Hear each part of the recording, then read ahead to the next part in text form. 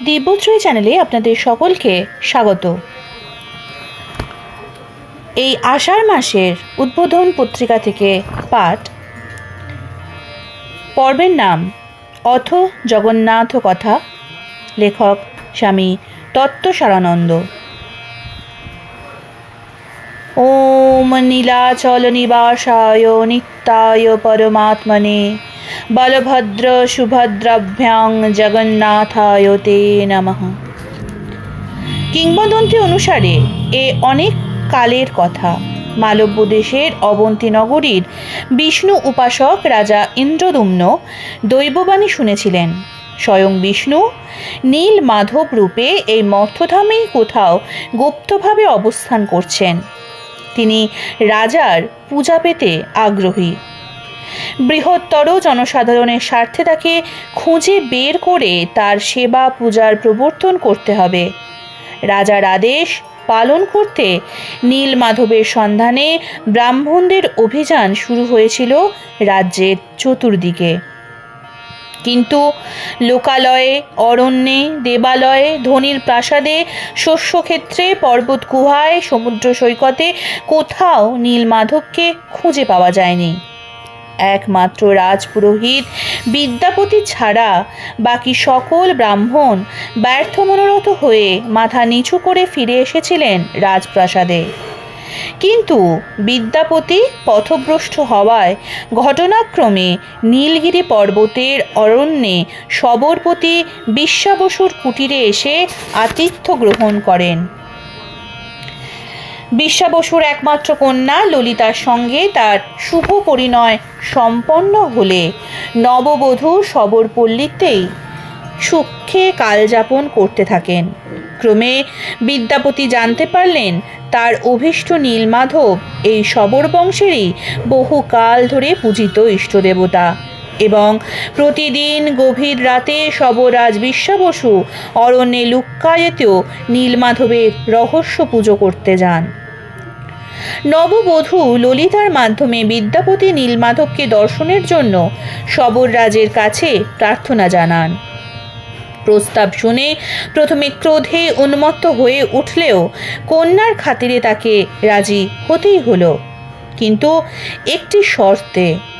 মধ্যরাতে অরণ্য পথে নীলমাধবের কাছে যাওয়ার সময় বিদ্যাপতির দুই চোখ কালো কাপড়ে বাঁধা থাকবে, যাতে পথের নির্দেশ তার বোধগম্য না হয়।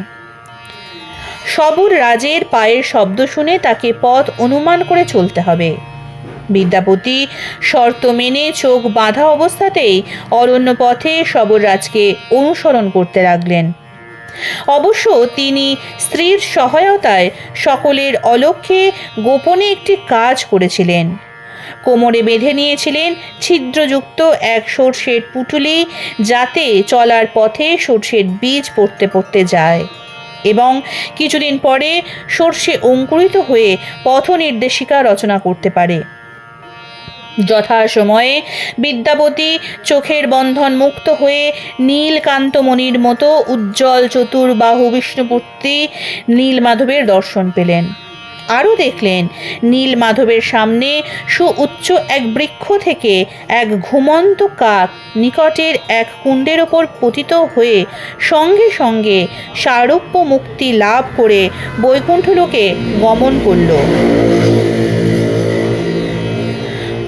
সবররাজের পূজার সাঙ্গ হলে নীলমাধব কলকণ্ঠে তাকে বললেন, এতদিন পর্যন্ত আমি জগৎবাসীর অগোচরে কেবলমাত্র তোমার দ্বারাই এই নির্জন বনে পূজিত হয়েছি। এখন সমগ্র জগতের কল্যাণের জন্য আমি রাজা ইন্দ্রদুম্নের দ্বারা পূজিত হতে চাই। নীলমাধবের এই নির্দেশে নারাজ সবররাজ ক্রুদ্ধ হয়ে প্রথমে বিদ্যাপতির গৃহবন্দী করলেও পরে ক্রন্দনরতা কন্যার সানুনয় অনুরোধে তাকে মুক্ত করে দিলে বিদ্যাপতি পত্নীর অনুমতি নিয়ে ফিরে এলেন নিজ গৃহে এবং মহারাজ ইন্দ্রদুম্নকে নীলমাধবের সংবাদ নিবেদন করলেন। পরদিন সকালে রাজা, পাত্র, মিত্র, সভাসদ, সৈন্যদল সহ যাত্রা করলেন নীলগিরির অরণ্য সংকুল প্রদেশে অবস্থিত নীলমাধবের উদ্দেশ্যে। এতদিনে বেড়ে ওঠা সর্ষে গাছের সারি অনুসরণ করে নির্দিষ্ট স্থানে পৌঁছানো কঠিন হলো না। বিদ্যাপতিকে নিয়ে রাজা ওই স্থানে পৌঁছে দেখলেন দেবালয় শূন্য। সকলেই ভগবানকে দর্শন করে মুক্তি লাভ করলে জগতের ওপর যমসহ অন্যান্য দেবতার প্রভাব খর্ব হবে, এই ভয়ে ভীত যমরাজ প্রমুখ দেবতাদের প্রার্থনায় সাড়া দিয়ে নীলমাধব অন্তর্ধান করেছেন। তার দর্শন না পেয়ে ক্রোধোন্মত্ত রাজার নির্দেশে সৈন্যদল শবরপল্লী অবরোধ এবং শবররাজকে বন্দী করলে সুনীল আকাশের শুভ্র মেঘপুঞ্জের আড়াল থেকে উচ্চারিত হলো সুগভীর দৈববাণী, শবরকে ছেড়ে দাও, নীলমাধব মূর্তিতে তুমি আমার দর্শন পাবে না। তুমি নীলগিরির ওপর মন্দির নির্মাণ করে সেখানে আমার দারুব্রহ্ম মূর্তি প্রতিষ্ঠা করো। বৈশাখ মাসের পুষ্যা নক্ষত্রে বৃহস্পতিবার শুক্লা নবমী তিথির মাহেন্দ্র লগ্নে মন্দির নির্মাণের কাজ আরম্ভ হলো। মন্দির সম্পূর্ণ হওয়ার পর বিধিসম্মতভাবে আরাধ্য দেবতাকে মন্দিরে প্রতিষ্ঠার উদ্দেশ্যে রাজা ইন্দ্রদম্ন সহস্র অশ্বমেধ যজ্ঞের আয়োজন করলেন। এই যজ্ঞে যত গাভী দান করা হয়েছিল তাদের পদভারে এবং খুরের আঘাতে একটি বিশাল গহ্বরের সৃষ্টি হলো, যা এখন ইন্দ্রদম্ন সরোবর নামে পরিচিত। দেবর্ষি নারদের পরামর্শে ইন্দ্রদম্নের অনুরোধে প্রজাপতি ব্রহ্মা নবনির্মিত মন্দিরের উদ্বোধন করতে রাজি হয়ে বললেন, তোমার মহৎ ইচ্ছা আমি পূর্ণ করব। আমার অনুগামী হয়ে স্বর্গের দেবদেবীরাও এই অনুষ্ঠানে যোগ দেবেন, তুমি কিছুক্ষণ অপেক্ষা করো। ইন্দ্রদম্ন স্বর্গরাজ্যে ব্রহ্মার কাছে একদিনেরও বেশি অপেক্ষা করলেন। ব্রহ্মার একদিন মর্তভূমির কয়েক যুগের সমান। ইন্দ্রদম্ন জানতেও পারলেন না এই দীর্ঘ সময়ে সমুদ্রের ঝড়ে বালির তলায় চলে গেছে নীলগিরি পর্বত সহ বিশাল মন্দির। শবররাজ বিশ্বাবসুর বংশধর সূর্যদেবের পুত্র গালমাধব একদিন বেলাভূমির ওপর দিয়ে ঘোড়া ছুটিয়ে ফিরছেন। ঘোড়ার একটি পা বালির মধ্যে একটি ধাতুখণ্ডে ধাক্কা খেল। রাজা ঘোড়া থেকে নেমে বালি সরিয়ে দেখলেন সুবিশাল সুবর্ণমণ্ডিত সুদর্শন চক্র। পরে রাজ আদেশে বালুকা রাশি খনন করে সুবিশাল মন্দির আবিষ্কৃত হলো। সেই সময়ে ব্রহ্মাকে সঙ্গে নিয়ে ইন্দ্রদম্ন সেখানে এসে হাজির হলেন। ব্রহ্মা মন্দিরের চূড়ায় একটি ধ্বজা বেঁধে দিয়ে বললেন, দূর থেকে এই ধ্বজা দর্শন করে যারা দণ্ডবৎ প্রণাম করবে তারাও অনন্ত পুণ্য ফল লাভ করবে। একদিন নিদ্রাবিষ্ট রাজা গভীর রাতে জ্যোতির্ময় ভগবানের দর্শন পেয়েছিলেন। ভগবান বলেছিলেন, হে রাজা ইন্দ্রদম্ন, আমি তোমার মন্দিরে আসব দারুব্রহ্ম রূপে। জগন্নাথ, বলরাম, সুভদ্রা ও সুদর্শন এই চার মূর্তিতে। এই রূপেই তুমি আমার দর্শন পাবে। সমুদ্রে বঙ্কিমোহান নামক স্থানে, অর্থাৎ এখনকার চক্রতীর্থের সামনে মহাকাষ্ঠ রূপে আমি ভাসতে ভাসতে উপস্থিত হব। ওই মহাকাষ্ঠখণ্ড থেকে দারুময় পুরুষোত্তমের মূর্তি নির্মাণ করে তুমি পূজা করো। এইভাবেই তুমি পরব্রহ্মকে প্রাপ্ত হবে। পাত্র মিত্র সহ রাজা সমুদ্র তীরে গিয়েই সত্যি শঙ্খ চক্র গদা পদচিহ্ন অঙ্কিত সুগন্ধে ভরপুর এক কাষ্ঠখণ্ডকে ভেসে আসতে দেখেন। আনন্দে আপ্লুত রাজা মুহুর্মুহু অশ্রু বিসর্জন করতে লাগলেন। তারপর সুগন্ধি পুষ্প, মাল্য, গন্ধ, ধূপ, দীপ, নৈবেদ্য প্রভৃতি দিয়ে অর্চনা করে সেই দিব্য কাষ্ঠখণ্ডটি গীত, বাদ্য ও জয়ধ্বনি সহকারে অপেক্ষমান সুবর্ণ রথে করে যজ্ঞবেদিতে এনে স্থাপন করা হলো। ইন্দ্রদম্ন স্বয়ং রথ চালিয়ে নিয়ে এসেছিলেন। নৃসিংহদেব যজ্ঞবেদিতে আরোহণ করলে প্রজাপতি ব্রহ্মা যজ্ঞানুষ্ঠান শুরু করলেন। বলা হয় যে যেখানে এখন জগন্নাথ দেবের মন্দির সেখানেই ব্রহ্মার যজ্ঞানুষ্ঠান হয়েছিল। স্বর্গের দেবদেবীরাও রাজার আমন্ত্রণে যজ্ঞানুষ্ঠান পরিদর্শনের জন্য এসেছিলেন। সমুদ্রের তীরে যে স্থানে দেবতারা এসে মর্তের মাটিতে চরণ স্পর্শ করেছিলেন, সেই স্থানটি সুদূর অতীত থেকে আজ পর্যন্ত স্বর্গদ্বার নামে পরিচিত। যজ্ঞ সমাপ্ত হওয়ার পর রাজা ইন্দ্রদুম্ন দারুব্রহ্মকে মূর্তিরূপে প্রস্তুত করার জন্য বহু দক্ষ কারিগরকে আহ্বান জানালেন। অর্থের লোভে বহু কুশলী কারিগর এসে মূর্তি তৈরির চেষ্টা করলেন, কিন্তু কেউ তাদের মধ্যে দারুব্রহ্মকে স্পর্শ পর্যন্ত করতে সক্ষম হলেন না। কারোর হাতের হাতুড়ি বাটালি প্রভৃতি সরঞ্জাম দারুব্রহ্মের স্পর্শ পাওয়া মাত্র চূর্ণ হয়ে গেল। পরদিন বয়সের ভারে নব্জ, পিঠে বিশাল কুঁজ এবং সর্বাঙ্গে চর্মরোগযুক্ত ক্ষীণ দৃষ্টি এক সূত্রধর বা ছুতর এসে রাজার কাছে বলল, আমি আপনার বাঞ্ছিত মূর্তি গড়ে দিতে পারি, কিন্তু এ জন্য আমাকে 21 দিন সময় দিতে হবে। বন্ধ ঘরে এই 21 দিন ধরে আমি কাজ করব, সে সময়ে কেউ ওই ঘরে প্রবেশ করতে পারবে না। এই শর্ত ভঙ্গ করে যদি কেউ দরজা খুলে ঘরের ভিতর প্রবেশ করে, তাহলে মূর্তি যতটুকু নির্মিত হবে সেই অবস্থাতেই ফেলে রেখে চলে যাব। ইন্দ্রদুম্ন এই শর্ত স্বীকার করলেন। বন্ধ ঘরে বৃদ্ধ কারিগর মূর্তি নির্মাণের কাজ শুরু করলেন। বাইরে শুরু হলো এক রুদ্ধশ্বাস অপেক্ষা।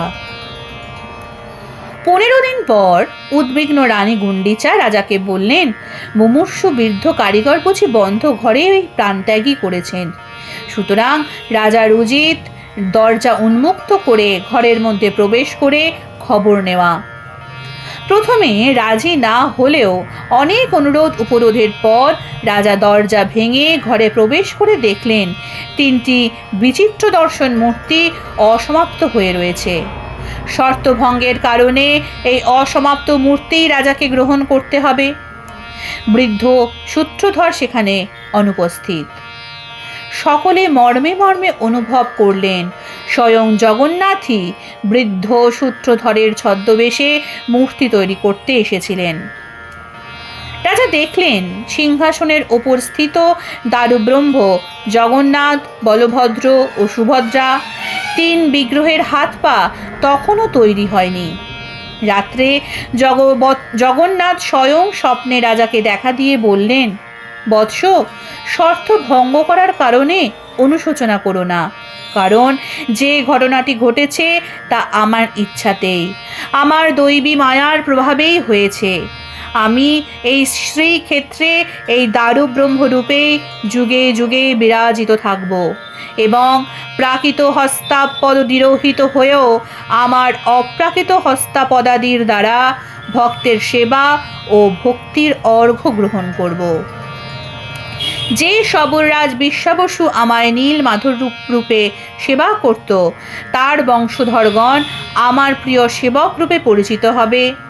বিদ্যাপতির ব্রাহ্মণ পত্নীর গর্ভজাত সন্তানেরা এবং তাদের বংশধরেরা আমার অর্চক হবে এবং বিদ্যাপতির দ্বিতীয় পত্নী শবরকন্যা ললিতার গর্ভজাত সন্তান ও তার বংশধরগণ সুপকার হয়ে যুগে যুগে আমার ভোগ রাঁধবে। নতমস্তকে জগন্নাথ দেবের আদেশ শিরোধার্য করে ইন্দ্রদুম্ন একটি বর চেয়ে নিলেন, যাতে প্রত্যেক দিন বিশ্রামের জন্য 1 প্রহর অর্থাৎ 3 ঘন্টা ছাড়া বাকি সারাদিন মন্দিরের দরজা ভক্তদের জন্য উন্মুক্ত থাকবে এবং সারাদিন ধরে ভগবানের সেবা পুজো এমনভাবে চলে যাতে দেবতার হস্তপল্লব কখনো শুষ্ক না হয়। প্রভু এই প্রার্থনা মঞ্জুর করে ইন্দ্রদম্নকে তার নিজের জন্য কোনো বর প্রার্থনা করতে বললে ভূমি প্রণাম জানিয়ে তিনি প্রার্থনা করলেন, এই মন্দির আজ থেকে জনসাধারণের, সুতরাং জনগণই এখন এই মন্দিরের সেবক, রক্ষক, সব কিছু। ভবিষ্যতে আমার রাজকুলের কেউ যাতে আপনার মন্দিরকে নিজের সম্পত্তি বলে দাবি করতে না পারে এবং মন্দির নির্মাণের জন্য গর্ব করার সুযোগ না পায়, সেজন্য আমাকে এই বর দিন যেন আমি নির্বংশ হই। আত্ম অস্বীকৃতি এবং পূর্ণ শরণাগতির এই রকম চূড়ান্ত অভিব্যক্তি দেখে জগন্নাথ স্মিত হাস্যে মধুর দৃষ্টিতে রাজার দিকে কিছুক্ষণ তাকিয়ে থেকে বললেন, তাই হবে। অনেক পরবর্তীকালের পাথুরে প্রমাণ ও কালিকলমের ইতিহাস বর্তমান জগন্নাথ মন্দিরের নির্মাণের সময়কাল, নির্মাতা, নির্মাণে ব্যয়িত মুদ্রার নানা রকমের খবর দিলেও ওড়িশার প্রধান দেবতা তথা ভারতবর্ষ এবং পৃথিবীর অগণিত মানুষের জীবন দেবতা জগন্নাথের চলন বলন সেবা পূজার সবটা জুড়ে আবর্তিত হচ্ছে বৈচিত্র্যময় ভারতের আপামর জনগণের আধ্যাত্মিক সংস্কৃতির এক অনবদ্য দার্শনিক চলমানতা। এর ভর কেন্দ্রে বিরাজ করছেন সমন্বয়ের মূর্তি বিগ্রহ স্বয়ং জগন্নাথ। তিনি সগুণও বটে, নির্গুণও বটে, একসঙ্গে সগুণ নির্গুণও বটে। আবার এসব হিসাবের বাইরে কত কি যা ভাষায় প্রকাশ করা যায় না। জগন্নাথ ভক্ত ও অনুরাগীদের মধ্যে প্রচলিত একটি মন্ত্রে জগন্নাথ সংস্কৃতির ধর্মীয় ও সাংস্কৃতিক বহমানতা তথা সমন্বয়ের যে স্পষ্ট চিত্র পাওয়া যায়, জগন্নাথ বিষয়ক দার্শনিক ও ঐতিহাসিক সকল গবেষণায় তার সমর্থন মেলে। নানা পাঠ ভেদ থাকলেও মন্ত্রটির শুরু ও শেষের পংক্তি দুটি এই রকম: ওং যদ্দারু ব্রহ্মমূর্তি প্রণবতনুধর সর্ববেদান্ত সার সদেব পাতু নিত্যং কলিকলুষহর নীল নীলশিলাধিনাথ। মন্ত্রটির সামগ্রিক অর্থ হল জগন্নাথের এই দারুমূর্তি প্রত্যক্ষ ব্রহ্ম, সর্ববেদান্তের সার ও পরব্রহ্মের বাচক এবং অপরব্রহ্মের প্রতীক ওঙ্কার এই মূর্তির মধ্যেই রূপ পরিগ্রহ করছে। এই মূর্তি ভক্তদের কাছে কল্পবৃক্ষের মতো, সংসার তাপদগ্ধ জনের কাছে ভবসাগর পার হওয়ার নৌকা। অথচ এই জগন্নাথ স্বরূপত আকাশের ন্যায় সর্বব্যাপী একমাত্র সত্তা। তিনি যোগীদের পরম উদ্দিষ্ট হংসতত্ত্ব। বৈষ্ণবদের কাছে তিনি শ্রীপতি অর্থাৎ নারায়ণ বা বিষ্ণু বা কৃষ্ণ। শৈবদের কাছে তিনি স্বয়ং ভৈরব। পশুপতি শাক্তদের কাছে পরম শক্তিতত্ত্ব। সূর্য উপাসকদের কাছে স্বয়ং সূর্যতত্ত্ব সবিতা। বৌদ্ধদের কাছে সাক্ষাৎ বুদ্ধদেব এবং জৈনদের কাছে জৈন সিদ্ধান্ত মূর্তি।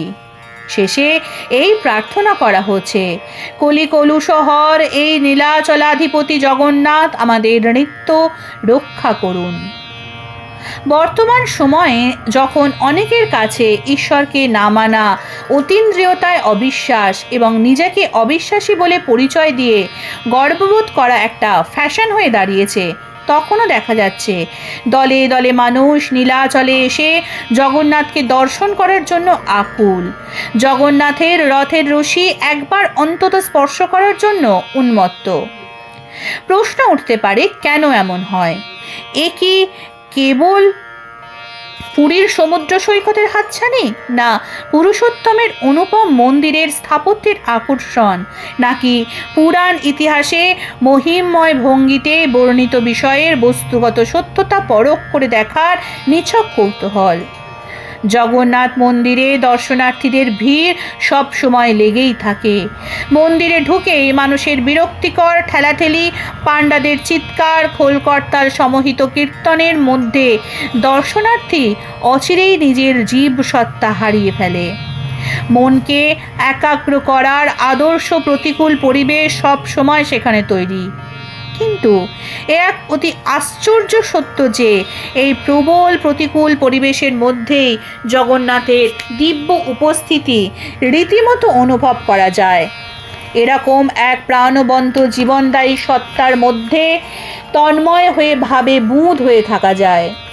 কেউ অপলক নয়নে দেবতার দিকে তাকিয়ে রয়েছে, কেউ জপ ধ্যান করছে, কেউ মুক্ত কণ্ঠে স্তোত্র পাঠ করছে বা দুই হাত উপরে তুলে সম্পূর্ণ শরণাগত হয়ে আনন্দের আতিশয্যে অবিরল ধারায় অশ্রু বিসর্জন করতে করতে বলছে, জগন্নাথ স্বামী নয়ন পথগামী ভবতু মে।